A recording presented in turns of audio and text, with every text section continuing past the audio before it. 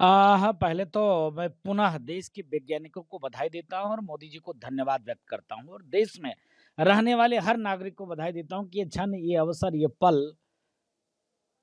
पहला ऐसा विश्व का देश है जो भारत को मिला है। और इस प्रकार से टीएमसी के सांसद महुआ मित्रा जी, एक तो महिला हैं, दूसरी पश्चिम बंगाल में ममता जी की सरकार है और वहाँ पर महिलाओं के साथ क्या हो रहा है, हिंदुओं के साथ क्या जाति हो रहा है, देश और दुनिया और पूरी मीडिया जगत के लोगों ने देखा है। पहली बात तो ये हँसी, ये मज़ाक का पात्र नहीं है। चंद्रयान 3 जो आप ट्विटर पे ये कह रही हो कि अडानी अब रियल एस्टेट का काम करेगा, अडानी अब वहाँ पर ज़मीन बेचेगा, वहाँ पर मुसलमानों को नहीं मिलेगा। ये क्या है? ये हँसी उड़ाना हुआ, मज़ाक उड़ाना हुआ, मज़ाक की बात नहीं है। आप एक पहली बात तो महिला हो, दूसरी बात एक पार्टी के सांसद हो, तीसरी बात एक देश के ज़िम्मेदार व्यक्ति हो और एक ज़िम्मेदार व्यक्ति इस प्रकार से हँसी के पात्र वाला ट्वीट करना दुर्भाग्यपूर्ण है। आपको पहले तो पश्चिम बंगाल के ऊपर ध्यान देना चाहिए। पश्चिम बंगाल में मारते हुए हिंदू, काटते हुए हिंदू, जलता हुआ हिंदू, प्रताड़ित हिंदू, इस पर कभी आपने आवाज़ नहीं उठाया।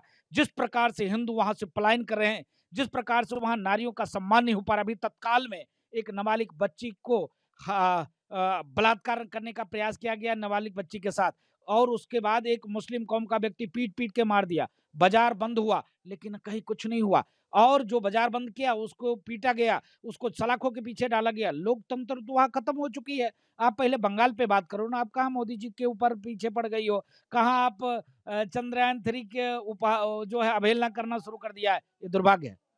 हाँ, पहले तो माननीय मोदी जी को आभार है कि चंद्रयान 3 को शिव शक्ति का नाम दिया गया है और चंद्रयान 2 को तिरंगा नाम दिया गया था और उन्होंने नारी की बात किया, उन्होंने शिव शक्ति की बात किया। मोदी जी लगातार नारी सम्मान के लिए, राष्ट्र के लिए, सनातन के लिए, संस्कृति के लिए और सबका साथ, सबका विकास, सबके विश्वास के साथ कोई काम करने वाला है, तो देश के यशस्वी प्रधानमंत्री नरेंद्र मोदी हैं। उनके अंदर कोई जात का भाव नहीं है, कोई पंथ का भाव नहीं है, कोई मज़हब की बात नहीं है, लेकिन यह राष्ट्र सनातन राष्ट्र है, तो सनातन को कैसे आगे बढ़ाना है, वैज्ञानिक जगत को वैज्ञानिक का जो मन में भाव था, वैज्ञानिक जिस दिशा में काम करना चाहिए था, लेकिन नहीं, कुंठित मानसिकता की सरकारें जो रही थी, वो वैज्ञानिकों को दबाने का कार्य किया था। लेकिन इस सरकार में लगातार वैज्ञानिक खुले मन से, खुले दिल से, खुले दिमाग से काम कर रहे हैं, जिसका परिणाम स्वरूप है कि हम चंद्रयान 3 सफल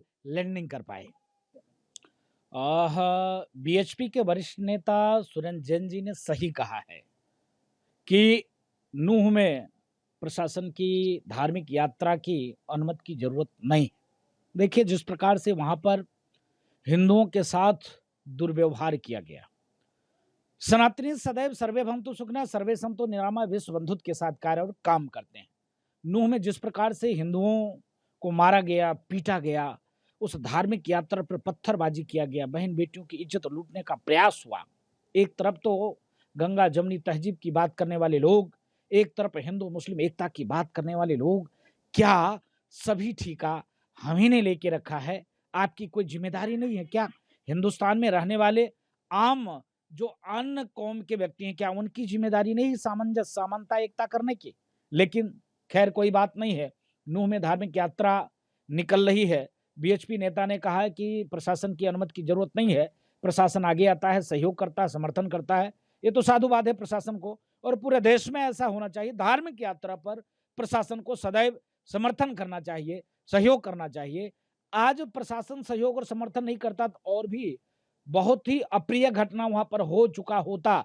लेकिन प्रशासन के सहयोग और समर्थन के नाते ही वहाँ छिटपुट घटना में ही काम चला, लेकिन दुर्भाग्यपूर्ण ये घटना था।